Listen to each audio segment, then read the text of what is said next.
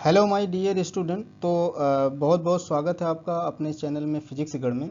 तो अभी हम जैसे डिस्कस कर रहे थे कि हमने अभी मोशन का जो थ्योरी पोर्शन था उसको हमने कंप्लीट करके अब आज हम क्वेश्चंस के ऊपर डिस्कशन करेंगे। ये सारे के सारे क्वेश्चंस सभी प्रीवियस ईयर क्वेश्चंस हैं और ये ट्रेंडिंग क्वेश्चंस है जो इनकमिंग एग्जाम में अभी पूछे गए हैं। रिसेंटली पूछे जाने वाले सारे सवाल हैं। तो अच्छा, आपने अभी देखा होगा कि यूपी पुलिस लेखपाल की वैकेंसी रिलीज कर दी गई है।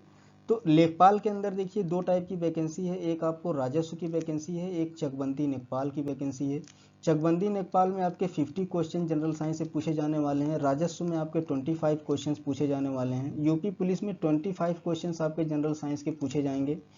इन सारे क्वेश्चंस में अभी जो ट्रेंडिंग व्यू है कंपटीशन में जो जनरल साइंस पूछे जा रही हैं वो 50% क्वेश्चंस 50 क्वेश्चन जीएस में होता है क्या है, फिजिक्स होता है, केमिस्ट्री होता है, बायोलॉजी होता है। तो फिजिक्स के 50% क्वेश्चन का वेटेज अभी देखने को मिल रहा है। तो बहुत सारे इंपॉर्टेंट क्वेश्चन को मैं यहाँ पे डिस्कस करूँगा और बहुत ही फ्रिक्वेंटली रिपीटेड क्वेश्चन हैं ये। तो थोड़ा सा आप लोग ध्यान से इस वीडियो को देखते रहिए और मैं साथ ही साथ थोड़ी सी इसकी कॉन्सेप्चुअल जो है, इसके पीछे जो कॉन्सेप्चुअल थ्योरी है उसको भी डिस्कस करूंगा। तो चलिए शुरू करते हैं। हमारे पास पहला क्वेश्चन है, which is not a vector quantities. तो वेक्टर क्वांटिटीज़ के बारे में हमने डिस्कस किया होता है। वेक्टर क्वांटिटीज़ की तीन कंडीशन होती है। सबसे पहली कंडीशन होती है कि वेक्टर क्वांटिटी मैग्नीट्यूड को शो करता है। दूसरी कंडीशंस होती हैं कि ये डायरेक्शन को भी बताता है। तीसरी कंडीशन, और ये कैसी कंडीशन होती है, नेसेसरी कंडीशन होती है। अगर ये कंडीशन फुलफिल नहीं हुई, तो अगर ये दोनों कंडीशन फुलफिल होती है और ये नहीं हुई तो वो फिजिकल क्वांटिटी वेक्टर क्वांटिटी नहीं कहलाएगी। तो ये तीसरी कंडीशन क्या है वेक्टर क्वांटिटी होने की, ट्रायंगुलर लॉ को फॉलो करना। ट्रायंगुलर लॉ फॉलो करना, अगर ये इसको फॉलो कर रहा है, इन तीनों कंडीशंस को फॉलो करता है तो क्या होता है, वेक्टर क्वांटिटी कहलाता है। तो इसमें जो एक एक्सेप्शन क्वेश्चन पूछा जाता है वो हमारे पास है क्या, इलेक्ट्रिक करंट। करंट जो होती है एक ऐसी फिजिकल क्वांटिटी है जो पहले दो कंडीशन को तो वेरीफाई करती है, मैग्नीट्यूड एंड डायरेक्शन के बारे में तो बताती है, लेकिन तीसरी कंडीशन को वो सेटिस्फाई नहीं करता है, ट्रायंगुलर लॉ ऑफ एडिशन को फॉलो नहीं करता है। इसलिए करंट को स्केलर क्वांटिटी के अंतर्गत रखा जाता है। राइट, ये आपका एक्सेप्शन क्वेश्चन है। मैंने आपको बताया कि अगर तीसरी कंडीशन जो नेसेसरी कंडीशन है अगर वो उसको फॉलो नहीं करता है तो वो स्केलर क्वांटिटी कहलाएगा। नाउ हम क्वेश्चन पे आते हैं। डिस्प्लेसमेंट क्या, शॉर्टेज डिस्टेंस बिटवीन 2 पॉइंट, ये कैसी क्वांटिटी होती है, वेक्टर क्वांटिटी होती है। ऑप्शन क्या है, क्वेश्चन है not a vector quantity. Velocity और स्पीड कैसी क्वांटिटी, स्केलर क्वांटिटी। वेलोसिटी कैसी क्वांटिटी, इस वेक्टर क्वांटिटी। तो ये भी ऑप्शन हमारे पास गलत है, ये भी ऑप्शन हमारे पास गलत है, दोनों के दोनों वेक्टर क्वांटिटी। फोर्स भी क्या है, vector quantity. Volume area, perimeter, length, ये जितनी भी मेजरिंग पैरामीटर्स हैं ये सारे के सारे क्या हैं, स्केलर क्वांटिटी के अंतर्गत आते हैं। तो हमारा सही ऑप्शन क्या हो जाएगा, volume. Now which of the following is a vector quantity. Vector quantity की कंडीशन सारी हम पढ़ चुके हैं। टाइम अगर बोला 1 बज गया, 2 बज गया, 7 बज गया, 8 बज गया, ये सारी चीज़ें जो आपसे पूछ रहा है क्या इसमें डायरेक्शन की बात की गई, नहीं की गई। अगर डायरेक्शन की बात नहीं की गई तो ये कैसी क्वांटिटी हो जाएगी, स्केलर क्वांटिटी। पूछ रहा है क्या, वेक्टर क्वांटिटी होनी चाहिए। स्पीड, वेलोसिटी होती है आपकी वेक्टर क्वांटिटी, लेकिन स्पीड क्या हो जाती है, ये भी स्केलर क्वांटिटी।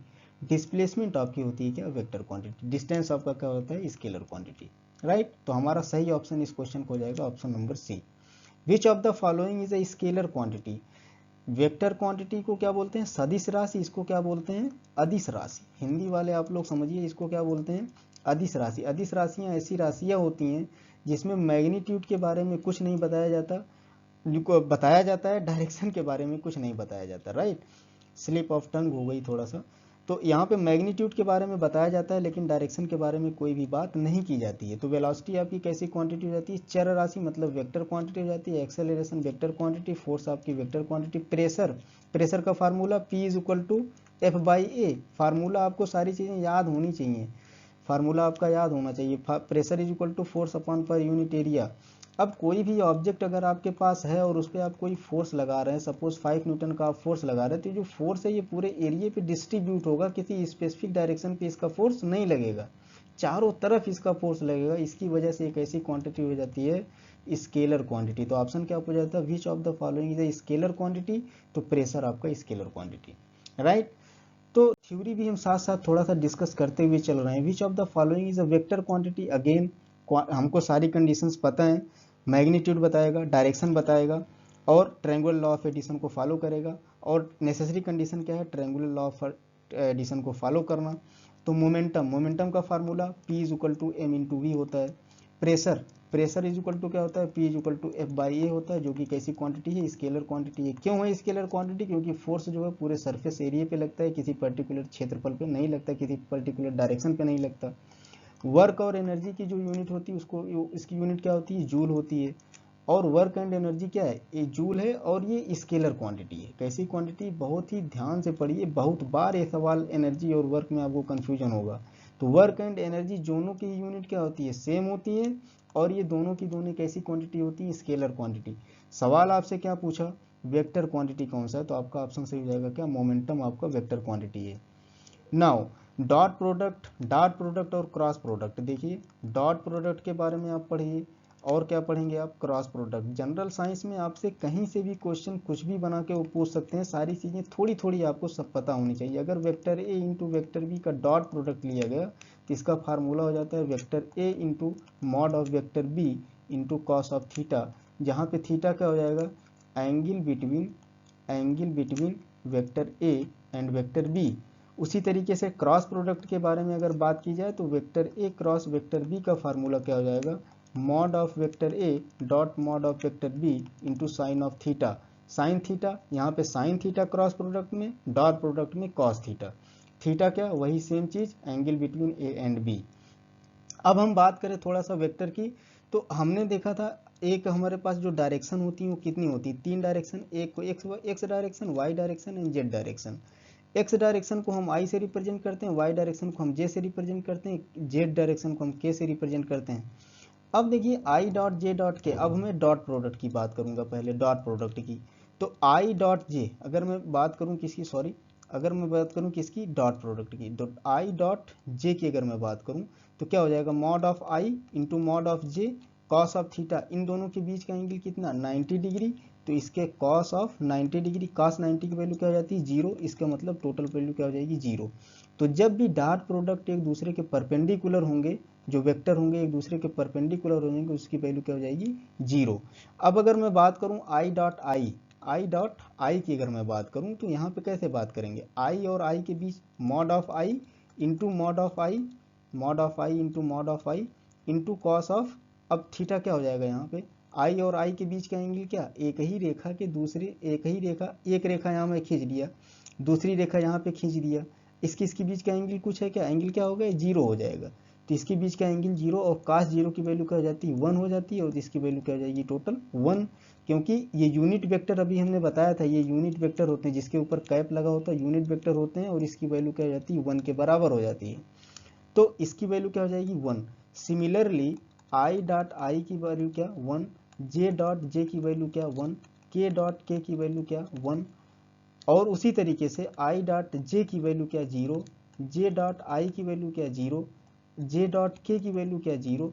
मतलब जब भी एक दूसरे के डिफरेंस में रहेंगे तो उसकी वैल्यू क्या हो जाएगी, 0। और क्यों हो रही है 0, वो आपको पता है कि एंगल उसके बीच का 90 और cos 90 की वैल्यू क्या, 0 के बराबर हो जाती है। ठीक, अब मैं डिस्कस करूंगा dot cross product. I think ये आपको समझ में आ रही होंगी सारी चीज़ें, मैं सारी चीज़ें थोड़ा थोड़ा सब बता देता हूँ आपको। तो क्रॉस प्रोडक्ट हमने क्या देखा, वैल्यू क्या हो जाती है, A dot B sine theta, A mod B sine theta. अब यहाँ पे देखिए, अगर मैं बोलूँ आई क्रॉस आई, इसकी बात करते हैं, तो क्या हो जाएगा, mod of I into mod of I into sine of theta. Sine 0 हो जाएगा, आई और आई के बीच का एंगल क्या, 0 डिग्री, साइन 0 की वैल्यू 0, तो ये क्या हो जाएगा, 0। उसी तरीके से अगर हम आई क्रॉस जे की वैल्यू निकालें, आई क्रॉस जे की, ये जो है ऑर्थो नॉर्मल प्रॉपर्टी फॉलो करता है, क्या, ऑर्थो नॉर्मल प्रॉपर्टी को फॉलो करता है। सेम का अगर यहाँ पे क्रॉस प्रोडक्ट होगा उसकी वैल्यू क्या हो जाएगी, 0 के बराबर हो जाएगी। और अगर सेम का डॉट प्रोडक्ट होता है तो किसकी वैल्यू बराबर हो जाएगी, 1 के बराबर हो जाएगी। लेकिन जब क्रॉस प्रोडक्ट एक दूसरे जो परपेंडिकुलर वेक्टर होंगे उनकी बात की जाएगी तो ऑर्थो नॉर्मल प्रॉपर्टी फॉलो करते हैं, जिसकी यहाँ पे एक समझिए, एक सर्कल है, ये हमारे पास आई है, ये हमारे पास जे है, ये हमारे पास के है, आपको सब समझना है थोड़ा थोड़ा। तो अब यहाँ पे क्या हो जाएगा, आई क्रॉस जे, आई क्रॉस जे आप इधर से आ रहे हैं तो किसके बराबर हो जाएगा, के, किसके बराबर, के। उसी तरीके से जे क्रॉस के जाइए आप, जे क्रॉस के जाइए वो किसके बराबर हो जाएगा, आई के। उसी तरीके से के क्रॉस आई जाइए आप, के क्रॉस आई उसकी बराबर वैल्यू क्या हो जाएगी, जे के। उसी तरीके से अगर हम एंटी क्लॉकवाइज मूव करते हैं, जे क्रॉस आई, तो जे क्रॉस आई की अगर आप बात करेंगे तो वैल्यू तो आएगी के बराबर, लेकिन डायरेक्शन उल्टा हो गया तो यहाँ पे हम माइनस चार्ज लगा देंगे। बात समझ में आ रही है आपको। अगर मैं आई क्रॉस के मूव कर रहा हूँ, एंटी क्लॉकवाइज मूव कर दिया तो वैल्यू तो आएगी जे, यहाँ पे आ तो जाएगा जे, लेकिन आगे क्या हो जाएगा, निगेटिव साइन लग जाएगा। उसी तरीके से के क्रॉस जे की वैल्यू अगर मैं लगाऊंगा तो किसकी वैल्यू हो जाएगी, आई के बराबर हो जाएगी, लेकिन यहाँ पे क्या लग जाएगा, माइनस साइन। तो शायद आपको समझ आया होगा। अब आपको यहाँ से आंसर निकालिए अपना। Dot product of two perpendicular, perpendicular मतलब, परपेंडिकुलर का मतलब उसके बीच का जो एंगल हो कितना है, 90 डिग्री। 90 डिग्री तुरंत देखिए, डॉट प्रोडक्ट देखिए, डॉट प्रोडक्ट कॉस थीटा होता है, डॉट प्रोडक्ट कॉस थीटा होता है। 90 डिग्री यहाँ पे पुट करिए और कॉस 90 की वैल्यू क्या हो जाती है, 0 हो जाती है। तो मतलब इसका आंसर क्या हो जाएगा, 0। अगर यहीं डॉट की जगह क्रॉस होता, अगर यहीं डॉट की जगह क्रॉस होता तो cross product two perpendicular vector, तो वो डिपेंड करता कि आई क्रॉस जे ले रहे हैं तो के आ जाता है, के क्रॉस आई ले रहे हैं तो क्लॉकवाइज घूमता, एंटी क्लॉकवाइज घूमता, उसकी कुछ वैल्यू आती। बात आपको समझ में आई। ये सारी चीजें थोड़ी थोड़ी आपको समझ आनी चाहिए। Now a man standing on a sensitive balance and inhale deeply, वो बहुत गहरी सांस ले रहा है। रीडिंग अ बैलेंस, एक सेंसिटिव हमारे पास कोई तराजू है, कोई बैलेंस है जिसके ऊपर कोई आदमी बैठा हुआ है, उसका वेट सपोज करिए 5 kg है। अगर उसने अपना मुंह खोला और उसने कुछ एयर को इनहेल किया, डीपली मतलब बहुत ज़्यादा डीपली इनहेल कर रहा है, तो मैक्सिमम कैपेसिटी जो इसकी सांस लेने की होगी वो सारी सांस ये अंदर ले रहा है, तो क्या जो रीडिंग है 5 kg से इंक्रीज करेगी या डिक्रीज करेगी। तो इसकी बात देखिए, 1 लीटर ऑफ एयर की जो वैल्यू होती है, 1 लीटर ऑफ एयर की जो वैल्यू होती है वो 1.22 ग्राम होती है अप्रॉक्सीमेटली, 1.22 ग्राम के बराबर हो जाती है। और जो एक ह्यूमन की कैपेसिटी है वो लगभग 4.8 लीटर एयर, जब वो डीपली सांस लेता है, पूरे अपने पेट को भरता है, तो वो लगभग कितना हो जाता है, 5.88 ग्राम के बराबर हो जाता है। 5.88 ग्राम के बराबर एयर वो अंदर ले पाता है। तो आप ये समझिए कि अगर ये 5 kg है और सेंसिटिव तराजू है तो 5 के कितना हो जाएगा, 5.588 ग्राम, ये इतना क्या हो जाएगा, बढ़ जाएगा। तो मतलब ये वेट क्या हो जाएगा, बैलेंस का रीडिंग क्या हो जाएगी, इंक्रीज कर जाएगी। विच of the physical quantity represented by ratio of momentum and velocity, कितना गुड क्वेश्चन है। अगर मैं मोमेंटम के फार्मूले की बात करूं तो P is equal to M into V, इसकी बात करूं तो अब ये क्या बोल रहा है, मोमेंटम एंड वेलोसिटी रेशियो, और वेलोसिटी को नीचे ला दीजिए, momentum upon velocity is equal to किसके बराबर हो जाएगा, मास के बराबर हो गया, राइट। ये हो जाएगा आपका मास। इसके डायमेंशन, इसकी यूनिट, ये भी स्केलर क्वांटिटी है, वेक्टर क्वांटिटी, सारी चीज़ें हम डिस्कस कर चुके हैं। कुछ जो टर्म है फिजिक्स के, जैसे distance and displacement, speed and velocity, speed and velocity, momentum and pressure, ये सारी चीज़ें क्या है, बहुत ही इंपॉर्टेंट टर्म है। ये आपको बिल्कुल क्रिस्टल एंड क्लियर होना चाहिए कि कौन सी स्केलर क्वांटिटी, कौन सी वेक्टर क्वांटिटी, इसका फार्मूला क्या है, डायमेंशनल यूनिट्स क्या है, सारी चीज़ें डिस्कस की जा चुकी हैं already. Now the force is the product of, अब ये फोर्स आता कहाँ है, प्रोडक्ट कहाँ से आता है, तो हम सीधे पहुंचेंगे किस पे, Newton second law of motion. जैसे अभी मैं न्यूटन फर्स्ट लॉ अगले वाले क्वेश्चन में डिस्कस करूंगा, Newton second law of motion. Newton second law of motion किस पे बेस्ड होता है भाई, तो ये किस पे बेस्ड होता है, rate of change of momentum पे बेस्ड है, rate of change of momentum पे बेस्ड है, बेस्ड ऑन, ये सवाल आपको पूछा जा सकता है, rate of change of momentum. और मोमेंटम कंजर्वेशन अगर हो गया तो वो न्यूटन थर्ड लॉ पे बेस्ड हो जाएगा। बात आपको समझ आनी चाहिए। अब rate of change of momentum हमने कल किया था, rate of change of momentum P is equal to क्या होता है, mv हो जाता है, m into V one minus V two upon T करते हैं तो यहाँ से एक्सेलरेशन, तो ये फोर्स की डेफिनेशन हमको बता देता है, F is equal to ma। यहाँ से मैं सॉल्व कराया हूँ आपके थ्योरी वाले क्वेश्चंस में, तो ये आपको यहाँ समझ आनी चाहिए। तो फोर्स क्या हो जाएगा, m इंटू एक्सेलरेशन। अच्छा, Newton second law of motion हमको क्या प्रोवाइड करता है, नेचर ऑफ फोर्स प्रोवाइड करता है। क्या प्रोवाइड करता है, नेचर ऑफ फोर्स के बारे में बताता है, और मैग्नीट्यूड ऑफ फोर्स के बारे में बताता है। किसके बारे में, मैग्नीट्यूड ऑफ फोर्स के बारे में भी हमको बताता है Newton second law of motion. तो यहाँ पे सवाल हमारा था सिंपली कि force is the product of, किसके बराबर हो जाएगा, मास इंटू एक्सेलरेशन। तो option number 2 is a correct option. Newton first law of motion is given is also known as, अब देखिए Newton first law of motion, Newton first law की अगर हम बात करें तो Newton first law of motion को क्या बोला जाता है, गैलीलियो लॉ ऑफ मोशन, क्या, गैलीलियो लॉ ऑफ मोशन भी का, गैलीलियो लॉ ऑफ मोशन, बिल्कुल लॉ ऑफ मोशन। सेकंड क्या बोलता है, लॉ ऑफ इनर्शिया भी बोला जाता है, लॉ ऑफ इनर्शिया भी कहा जाता है। तीसरा और हमको क्या बताता है, ये डेफिनेशन ऑफ फोर्स के बारे में नॉलेज देता है, डेफिनेशन ऑफ फोर्स के बारे में हमको बताता है। तो Newton first law of motion, ये सारी चीज़ें आपको समझ आई, इनर्शिया भी हम आगे डिस्कस करेंगे। तो हमारे पास क्या हुआ, ये लॉ ऑफ इनर्शिया के बारे में ये बात की गई। Law of conservation of momentum, Newton third law.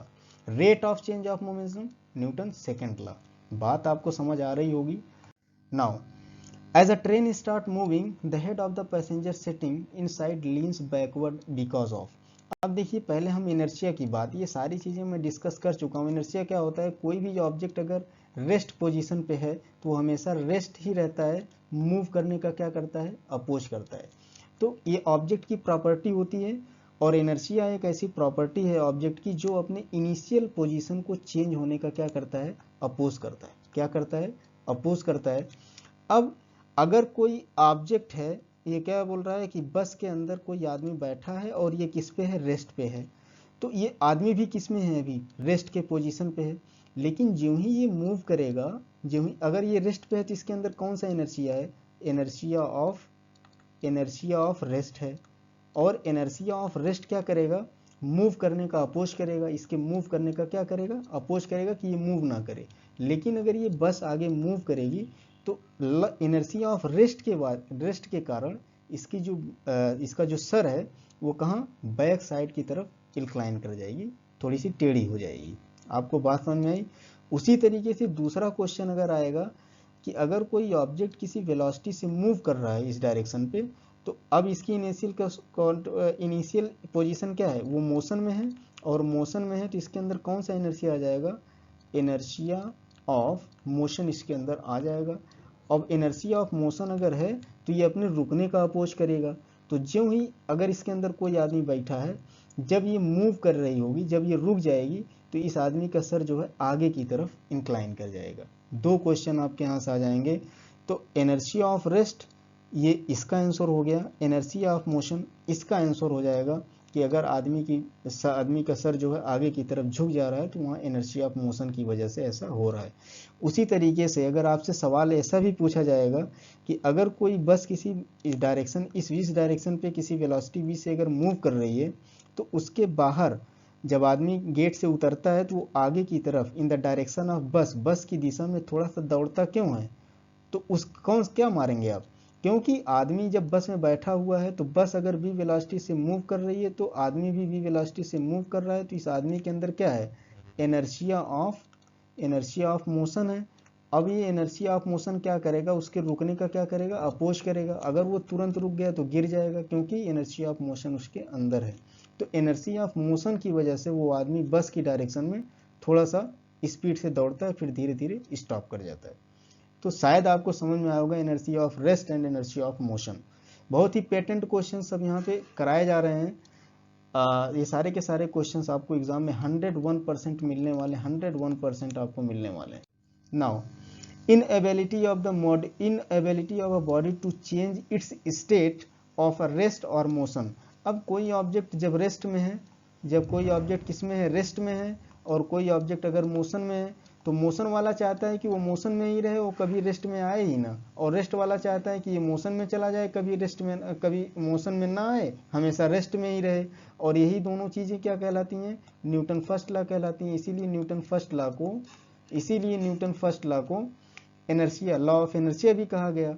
तो इनर्शिया की वजह से हमेशा जो initial state of the body होती है वो इनएबिलिटी होती है, उसको मूवने के लिए inability of a body to change its state, right.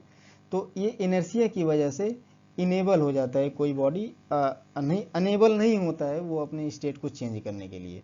Now next question is work done, dimensional formula of work done कितनी बार डिस्कस किया है। वर्क का फार्मूला जो होता है आपको पता है, फोर्स इंटू डिस्प्लेसमेंट आपके पास इसका फार्मूला हो गया। अगर यहाँ पे cos थीटा आप ऐड कर देते हैं कोई दिक्कत नहीं, इसका कोई यूनिट कोई वो नहीं होता है। क्यों नहीं, यूनिट तो होती है। थीटा जब हमने अभी देखा था ना, दो क्वांटिटी होती हैं जो सप्लीमेंट्री क्वांटिटी में आती हैं। एक होता है हमारे पास एंगल और एक हमारे पास होता है क्या, सॉलिड एंगल। एंगल को हम किस में मेजर करते हैं, रेडियन में मेजर करते हैं, और सॉलिड एंगल को किस में, स्टेरेडियन में मेजर करते हैं। एक हमारे पास एंगल और ये, लेकिन ये यही दो ऐसी क्वांटिटीज हैं जिनके पास एसआई यूनिट तो है, जिनके पास एसआई यूनिट तो है, लेकिन इसका कोई डायमेंशनल फार्मूला नहीं है। आपको ये भी सवाल पूछा जा सकता है, नो डायमेंशनल फार्मूला। तो डायमेंशनल फार्मूला हमको पूछा गया, लेकिन डायमेंशनल फार्मूला अगर हमसे पूछा गया तो हम cos थीटा का यूज नहीं करेंगे, क्योंकि इसका डायमेंशनल फार्मूला होता ही नहीं है। तो अभी तक अगर हम बात करें यूनिट एंड मेजरमेंट में, तो यही दो ऐसी क्वांटिटी हैं जिनकी एसआई यूनिट तो होती है, steradian and radian, but there is no dimensional formula of the supplementary quantities. Now इसके हम डायमेंशन की बात करें तो फोर्स को हम क्या लिख सकते हैं, मास इंटू एक्सेलरेशन। कहाँ से आता है, Newton second law of motion से। डिस्प्लेसमेंट को हम क्या लिख सकते हैं, मीटर लिख सकते हैं। यहाँ तक कोई दिक्कत नहीं दिक्कत। अब हम एसआई यूनिट लिखते हैं। मास को हम किस में लिख सकते हैं, किलोग्राम में लिख सकते हैं। एक्सेलरेशन को मीटर बाई सेकेंड स्क्वायर लिख देते हैं, और मीटर को हम फिर क्या लिख देंगे, मीटर ही लिख देंगे, क्योंकि लेंथ को किस में मेजर किया जाता है, डिस्प्लेसमेंट को मीटर में लिखा जाता है। अब यहाँ से क्या हो जाएगा, किलोग्राम और मीटर का ये दोनों बेस सेम है, तो इसकी पावर जुड़ जाएगी, मीटर की पावर 2 हो गया। सेकेंड को किस में लिखा जा सकता है, सेकेंड स्क्वायर लिख दीजिए। अब इसका हम डायमेंशनल फार्मूला लिखते हैं यहाँ पे। किलोग्राम को आप क्या कैपिटल एम लिख सकते हैं, कैपिटल एम की पावर 1। मास को किस में, ये जो मीटर है, मीटर को किस में, लेंथ में मेजर किया जाता है, तो एल की पावर 2 हो गया। अपॉन टाइम को, सेकंड को किस में, कैपिटल टी में, टी की पावर 2 हो गया। जब ये टी ऊपर जाएगा तो ये क्या हो जाएगा, m की पावर 1, l की पावर 2, t की पावर -2। ये आपके पास हो गया dimensional formula. Option number D is correct answer. Now it is difficult to walk on ice than on a road. अब बोल रहा है कि आइस पे चलना कठिन होता है, जबकि इन कंपैरिजन टू रोड के। तो आपने देखा कि न्यूटन थर्ड लॉ यही बात करता है। क्या बात करता है, इक्वल एंड अपोजिट रिएक्शन। अगर आप किसी सरफेस के ऊपर इस डायरेक्शन पे कोई फोर्स लगा रहे हैं 5 न्यूटन का, तो सेम मैग्नीट्यूड का फोर्स लगेगा, लेकिन वो किस डायरेक्शन में होगा, अपोजिट डायरेक्शन में होगा। किस डायरेक्शन में होगा, अपोजिट डायरेक्शन में लगेगा। Newton third law of motion बोलता है। तो जब आप किसी सरफेस पे चलते हैं, इस डायरेक्शन पे अगर आप मूव करते हैं अपने पैरों के थ्रू, तो जितना फोर्स आप इस फॉरवर्ड डायरेक्शन में लगाते हैं, ये सरफेस उतना ही निगेटिव बैकवर्ड डायरेक्शन में कुछ फोर्स लगाता है। इस फोर्स को हम क्या बोलते हैं, फ्रिक्शन फोर्स। क्या बोलते हैं, फ्रिक्शन फोर्स बोलते हैं। अब जो ये फ्रिक्शन फोर्स है, रोड के कंपैरिजन में आइस में क्या होता है, लेस होता है। Ice has a less friction force than a road, that is why ice पे चलना थोड़ा सा कम होता है। तो जब ये फ्रिक्शन फोर्स नहीं लगेगा, आप आगे नहीं जाएंगे, equal and opposite reaction complete नहीं हो पाएगा। आप फोर्स लगाएंगे 5 न्यूटन का, ये फोर्स लगाएगा 2 न्यूटन का, तो आप उतने आगे नहीं जा सकते हैं, आप बहुत तेजी से आगे नहीं भाग सकते हैं, इस वजह से डिफिकल्ट है। Now Newton third law of motion हमने पढ़ा था। इस क्वेश्चन को देखिए क्या बोल रहा है कि speed of a man jumped the speed. इससे अगर ये बोल रहा है कि कोई एक बोट है, इसके ऊपर कोई आदमी बैठा हुआ है, और वो 5 मीटर पर सेकंड की स्पीड से इस डायरेक्शन पे सपोज मूव कर गया, इस डायरेक्शन में मूव कर गया, तो बोल रहे हैं कि स्पीड ऑफ द बोट जो है बैक ऑफ हो जा रही है, पीछे मूव कर जा रही है, किससे, 0.5 मीटर पर सेकंड से। तो बोल रहा है कि how many times the mass of the boat greater than the man. अब ये Newton third law of motion, Newton third law of motion किस पे बेस्ड है, मोमेंटम ऑफ कंजर्वेशन। किस पे, मोमेंटम ऑफ कंजर्वेशन, इस पे बेस्ड है momentum of conservation. Momentum of conservation का फार्मूला क्या है, m1v1 is equal to m2v2। ये हमारे पास मोमेंटम कंजर्वेशन। अब हम इसको सॉल्व करेंगे। हमने सपोज ले लिया कि ये जो मैन है, इसकी स्पीड कितनी है, 5। ठीक है, हमने यहाँ पे सपोज क्या ले लिया कि जो ये मैन है, इसका जो वेट है वो हमने ले लिया कैपिटल M, और इसकी स्पीड कितनी है, 5 मीटर पर सेकेंड, और स्पीड ऑफ बोट हमने ले लिया कितनी, n, और इसकी स्पीड कितनी है, 0.5 मीटर पर सेकेंड। राइट। अब हम क्या कर सकते हैं, यहाँ पे सीधे सीधे आप कर दीजिए क्या कि इसको एक दूसरे तरीके से और सॉल्व कर सकते हैं, कई तरीके से। m को 5 को इधर ले जाइए, तो m is equal to n into 0.5 upon 5, ये 5 से कटा जाएगा, क्या 0.1 के बराबर हो गया। इसके बाद ये हो जाएगा 0.5 0.1 के बराबर, तो m इज इक्वल टू कितने बराबर, 0.1 इंटू n, अब यहाँ से n अगर हम निकालेंगे तो m अपॉन 0.1 ऊपर गुणे 10 नीचे गुणे 10 नीचे जिसे एक के बराबर हो जाएगा, तो ये 10m बराबर n। तो मतलब क्या, ये किसका था, स्पीड ऑफ बोट, ये किस नहीं है, ओ सॉरी यस, ये स्पीड ऑफ मैन। तो स्पीड ऑफ बोट जो है आदमी की स्पीड का 10 गुना है। तो हमारे पास आंसर क्या हो जाएगा, option number D is correct. Now the static science is associated with, static science जो होती है, साइंस जो है आपके पास, अगर मूविंग की बात की जाए, साइंस जो होती है वो 2 टाइप की होती है। एक कैसी हो जाती है, स्टैटिक, और एक कंडीशन होती है डायनामिक। क्या हो जाता है, डायनामिक। डायनामिक कंडीशन में ये मूविंग कंडीशन है, कैसी कंडीशन है, मूविंग कंडीशन या मोशन की कंडीशन। और ये जो स्टैटिक कंडीशन हो जाती है, ये किसकी कंडीशन है, रेस्ट की कंडीशन है। तो जो रेस्ट में उसको स्टैटिक बोलते हैं, जो मोशन और मूविंग है उसको क्या बोलते हैं, डायनामिक बोलते हैं। तो आपका ऑप्शन क्या हो जाएगा, situation as rest, B option आपका correct. Now force acting on a body for a short time के अंदर अगर कोई फोर्स किसी ऑब्जेक्ट के ऊपर लगता है तो उसको क्या बोलते हैं, तो उसको बोलते हैं क्या, इम्पल्स बोलते हैं। क्या बोलते हैं, इम्पल्स, ऑप्शन आपका सी। या इम्पल्स बराबर अगर मैं बोलूँ, इम्पल्स इज इक्वल टू क्या, impulse is equal to force into time period, वो शॉर्ट पीरियड जिसके टाइम में वो फोर्स उसके ऑब्जेक्ट के ऊपर लग रहा है। तो इसका यूनिट क्या हो जाएगा, यूनिट की बात कर लें अगर, तो ये क्या हो जाएगा, newton into metre, newton into second, sorry newton into second, ये क्या हो जाएगा, न्यूटन इंटू सेकेंड, इसकी क्या हो जाएगी, यूनिट हो जाएगी, न्यूटन इंटू सेकेंड। अब अगर मैं इसकी बात करूँ, क्या क्या निकाल सकते हैं, एसआई यूनिट निकाल लीजिए। एसआई यूनिट क्या हो जाएगी, न्यूटन को आप क्या, न्यूटन फोर्स है, तो ये क्या हो जाएगा, mass into acceleration into second. अब ये क्या, मास को क्या, किलोग्राम मीटर पर second square into second, second से कट जाएगा, तो ये क्या हो जाएगा, किलोग्राम मीटर बाई सेकेंड। ये आपके पास हो जाएगी क्या, एसआई यूनिट हो जाएगी।